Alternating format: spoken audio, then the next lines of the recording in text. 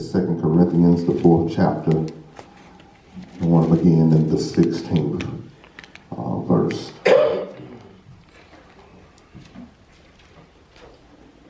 2 Corinthians, the 4th chapter, and beginning in the 16th verse.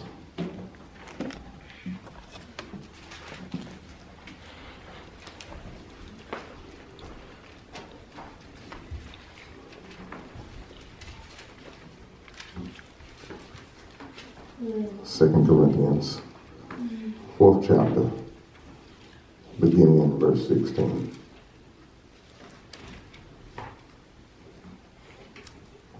If you have to say amen, you need us to wait, say wait. They hear no wait, so thank God we're all there together.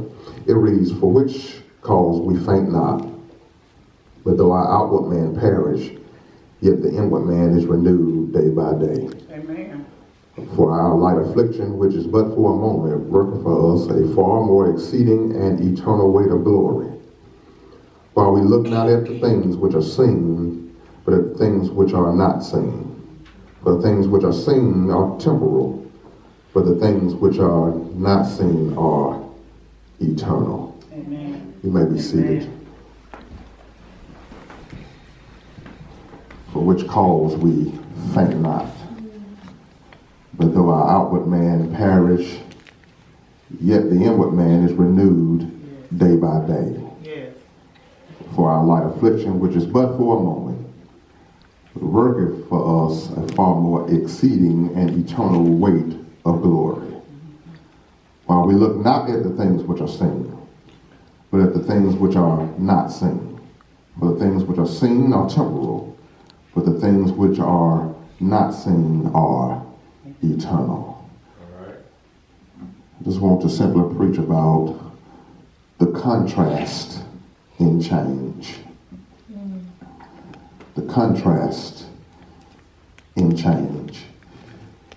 If you don't know what contrast is, it's really something that shows you the difference between two things. Contrast is like a comparison. Contrast is making something more clearer or brighter than what it was. Are y'all in here? Amen. If y'all don't help me today, I'm just going to talk anyhow. But that's what contrast is. All right. Like, so it almost put you in the mind as if it's some type of exchange. If you look at this, Paul is writing to the Corinthian church, and you have to understand his story, what he has suffered for the sake of the gospel. All right. He has been whooped with rods numerous of times. He has been stoned once. All right. He has been imprisoned many times. He has been shipwrecked at least 3 times. All right. He has been lost pretty much at sea, over in the sea, in a shipwreck through the day and the night. So you have to understand his story. And can I tell you that whenever you are trying to live for God, there's going to be some afflictions. There's going to be some persecution. There's going to be some people, there's going to be some naysayers. There's going to be some haters. There's going to be some people that leave you alone. All right. But can I tell you that you can't look at your loss, but you have to look at your gain. Amen. And that's contrast. Amen. He reads and states right here, "For which cause we faint not." Yes. When he uses that word faint, what he's talking about is the lack of courage. Yeah. He said, "For this cause we don't lose our courage." And can I tell you that Paul really had every reason to lose his courage. People are after him. They are locking him up. They are trying to kill him. They are persecuting him. And then he's having trouble in the church with false prophets trying to turn the people of God against him. He's got a lot on his plate. All right. But he still has not lost his courage. Amen. Can I tell you that you can face some dangerous times, you can face some serious situations, but if God is on your side, you can still have courage. Can I tell you that people will wonder, how are you making it? How do you still have your smile on your face? How can you still say hallelujah even though you're under pressure? And don't take the credit for yourself, but tell them it's all God. Amen. Because my faith is not in myself. My faith is not in my ability. My faith is not in what I know. My faith is not in what I can do. My faith is in God and in God alone. My faith is in his knowledge, in what he can do and what he will do. And that's why we don't have to lose courage when we are facing certain situations, because God is still in control. And I don't know how you feel about it, but I know God is still in control. He still sits high. He still looks low. He still is holding the earth. He still causes the sun to shine. He still causes the moon to glow. He still makes the stars twinkle. He still wakes us up every day. The reason you're breathing, because he's giving you breath right now. It's his air. It's his oxygen. This is his earth. This is his earth, and the fullness thereof belongs to him. Heaven is his home. Earth is his footstool. I wish I could talk about God in here, because he is in control. He reaches, his reach goes beyond what we can never think. His reach goes beyond the east and the west. His body is from north to south. It reaches beyond that. He's in eternity and in time. That's God. He knows everything. He can do all things.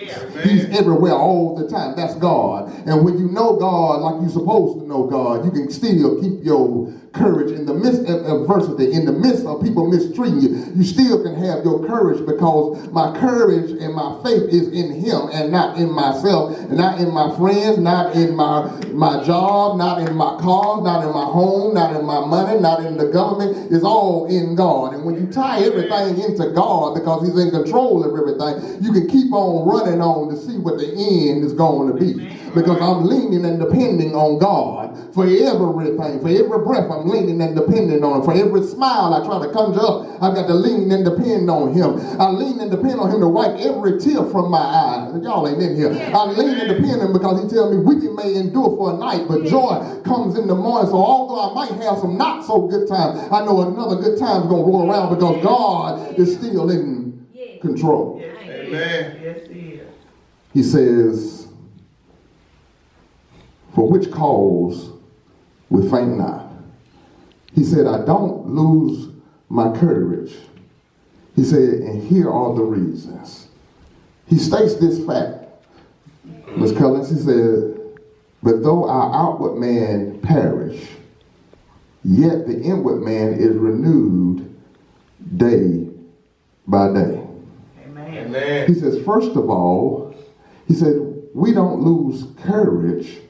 He says, because there's something different happening to me daily. Amen.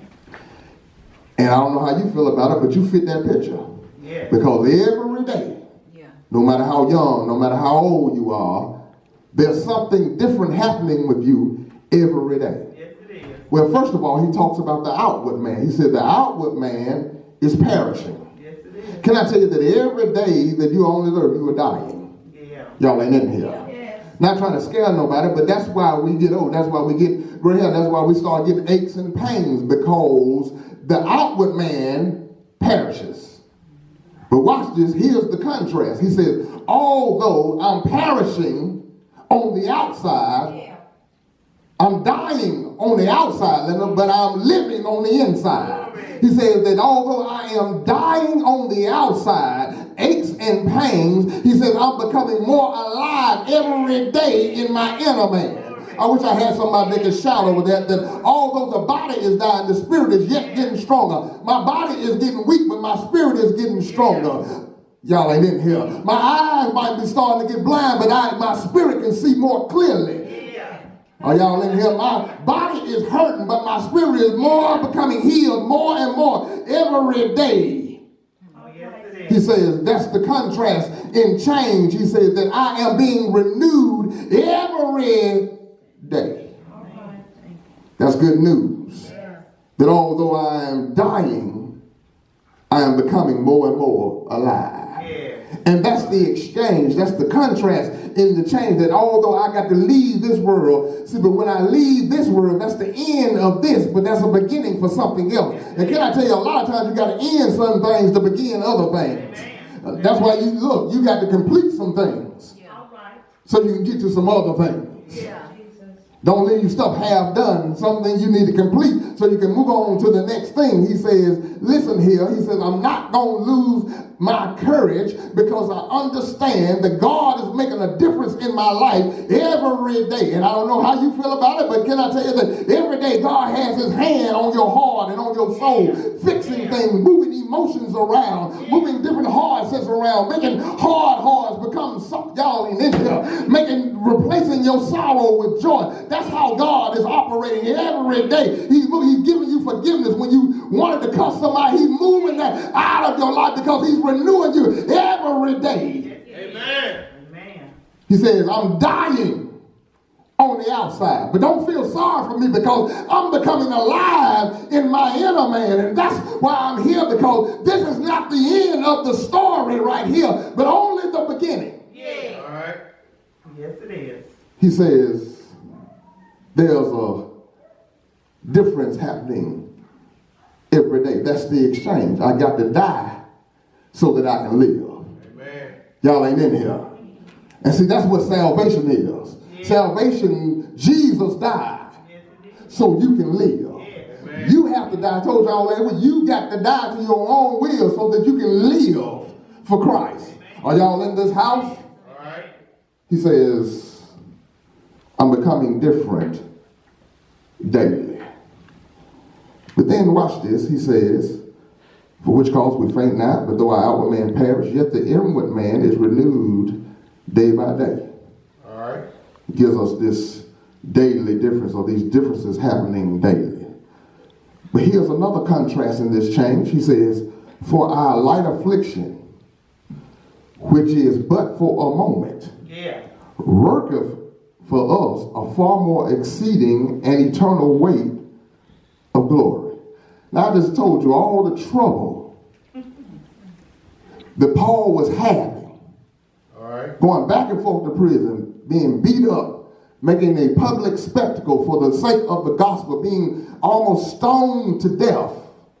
And he calls his affliction light. Yeah. All right. How, Jeanette, could he cause all of this persecution that he's facing light affliction? Where he did a comparisons. He says, now I got trouble on every hand. All you got to do is go back up this chapter. He said, I got trouble everywhere, on every side. What he's really saying, he said, I'm being pressed on every side. It seems like enemies are all around me. And Paul sees something. He said, listen, but it's still a light affliction. He said, the reason it is light, because watch here. He said, working for us a far more exceeding and eternal weight of glory. He said, listen, the glory outweighs the affliction. Amen. Are y'all in here? Yeah. He says, listen, I understand the trouble don't last always. He said, first of all, it's light. He said, because when I compare my trouble to what's really coming for the reward, he said the reward outweighs the trouble. Can I tell you that you're going to reap what God has for you? And can I tell you that I'm looking forward to my reward? He said, so that's why it's light affliction. He said, because I compare it to the glory that is coming. And God already, he said, it's exceeding, it's heavy, it's more and more and more every day. He said, and when I make the comparisons, the glory outweighs the pain. Can I tell you, that's why you can smile through your trouble, because you understand that when I get to the finish line, I got a greater reward than all my trouble, all the hell I've been through, all the high water I've been through, all the headaches I had. It was worth it because I got some glory Amen. that outweighs my trouble. All right. Your praying ain't in vain. Your fasting ain't in vain. The calling out of name is not in vain, because there is a reward. And it's coming. He says, that's the achievement of affliction. Thank you, He Lord. said, first of all, it's light, because if you look right there, he said, it worketh for us. Can I tell you, contextually, it talks about trouble working for you this glory. But it ain't just trouble. It's when you have the right perspective of the trouble and know who is in control. When you say, Lord, I'm in trouble, but I'm leaning and depending on you, that's God growing you. Can I tell you that you can't grow without pain? Are y'all in here? Amen. You can't deliver without pain. You can't get fit without pain. And can I tell you that in this life there will be pain? But you have to thank God and push through the pain because there's a greater reward on the other side of the pain. I can't remember who sung that song, but said, no pain, no gain. And can I tell you that sometimes you got to go through some pain in order to gain something? He says, this affliction is light. He said, but then I make the comparison that the glory is heavy. Then he says, this affliction is only momentary. Are y'all in here? Amen. It's right there. This for our light affliction, with this but for a what? Moment. Means that it's not going to last the whole time. But watch this. He says, not only is the affliction is light because I'm compared to the heaviness of the glory. He said, but the affliction is momentary because the glory is eternal. Yes, it is. Are y'all in here? See, your troubles is only temporary, but the glory of God is going to be for eternity. And can I tell you that when we get there, you ain't got to worry about being put out. You ain't got to worry about leaving. You ain't got to worry about going nowhere else. You ain't got to worry about going to no work. You ain't got to worry about fussing with folks. It ain't nothing but peace, glory, harmony, and a good time. And I don't know how you feel about it, but when you go through this life, you're ready to have a good time. I'm ready to go to a real party. I don't know how you feel about it, but I'm tired of suffering down here. I'm tired of seeing folks suffer down here. And I can't wait till he crack the sky and come back for his children. And I'm ready to go with him. Amen. He says, there's a difference daily. He says that there's an achievement that comes with affliction. Watch this. He says, while we look not at the things which are seen, but at the things which are not seen. Amen. For the things which are seen are temporal, but the things which are not seen are eternal. Amen. Here's the contrast in that. He says, the contrast is the invisible becoming visible. All right. All right. See, it ain't always, you know how some people say what you see is what you get? All right. And sometimes that's not the case. Amen. See, because he says, don't look at things with only a carnal eye or with human intellect. He said, but you need to really, what he's trying to do is refocus them. He said, don't look at the temporal things. Money is temporal. Cars are temporal. Yes. Your good health is temporal. Y'all ain't in here. Yeah. Amen. Your good looks are, y'all in here? Say it. Well, mine not, but they temporal. But anyhow, he says, but you got to look at the more eternal things. He says, I want you to refocus. Stop looking at what's going on here. And not that we shouldn't try to fight social injustice and the things that go on and racism and all those things. But the mindset you have to have is, listen, we're going to work on these things and we're going to protest these things and we'll rally against these things. But listen, that's not the end of the story, because Jesus is going to come and rectify and reconcile everything.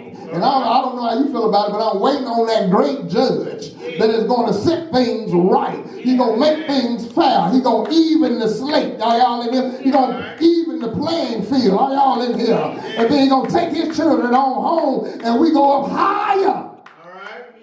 He says, concentrate on the invisible things. Amen. You know, you can't see God, but you can see God. Y'all in here? Yeah. All right. Listen, you ever felt heavy?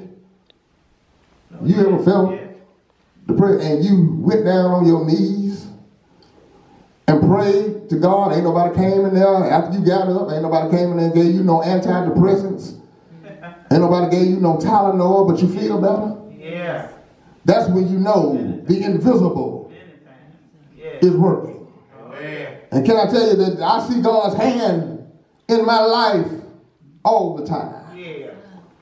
He's kept me from dangers, Oh, Thank yeah. you. toils, and snares. Thank you. I mean, he let me walk through some fires. Yeah. He caused me not to drown in the floods. Yeah. All right. But he keeps on holding on to me. That's why that song says, hold on to God's unchanging Yeah. hand. You got to be able to see the invisible. And can I tell you that if you can't see God working, you need to check your relationship with God. Amen. Because in your life, when you have a relationship with God, you always see him working. Oh, yeah. All right. Ladies, it's not by coincidence that you were on spring break when the tornado hit down there. That's God working. He knows how to move us out of the way. He knows how to place us somewhere else. He knows how to get us out of harm's way. And had you been there, God still knows how to take care of us, even in the midst of the storm. Can I tell you, baby, you can have peace in the midst of the storm when your eyes are fixed on Jesus. Oh, yeah. Amen. He says, you've got to be able to see it. Jesus tried to explain that to his disciples. They thought that he was coming to build a physical kingdom. All right. That's why he had to rebuke, like I told you last week, Peter. I didn't come here to sit on government here. He said, because my government is much higher. He said, but I got to go and suffer. And can I tell you that while he was on the cross, after they could see him physically hanging there, All right. then they could see the physical blood pouring. They could see them physically spitting and beating on him. They could physically see or hear people saying, crucify him. But mama, something was happening in the invisible. Because it says that when Jesus gave up the ghost, Yeah.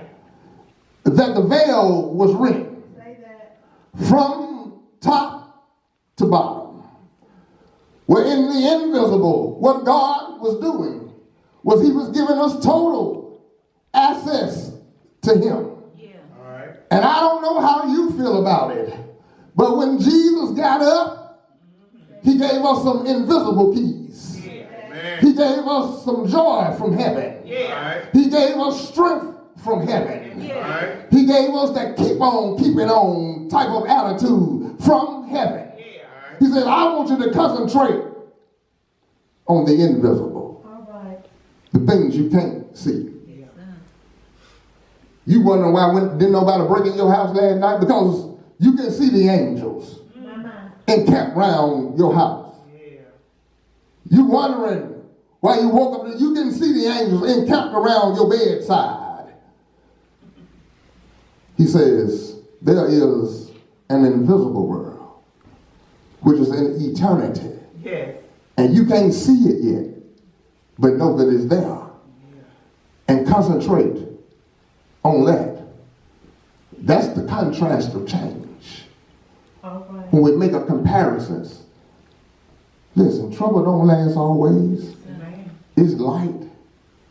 And even if it's pressing it, and even if for some reason it takes you out, you got somewhere better to go. Oh, All yeah. right. Glory. See, you got to believe that. You got to know yeah. that. And see, I'm living to die. Y'all ain't in here. Amen. Because when I die, I live. Yeah. Amen. Yes. And ain't no more hurt. Ain't no more sorrow. Ain't no more goodbyes. What them folks used to say, ain't nothing but howdies. Howdy, howdy. And I'll be glad to be there. Yes. The doors of the church are open. Yes. Amen. Amen. The contrast Amen. of change. Your affliction is light. Yes. It's only momentary. Thank you. But look at the exchange. The glory is heavier. Yes. It's eternal. It's everlasting. It don't give out. It don't run out. It'll always be there. The doors of the church are open. Amen. Amen. No matter what you're going through,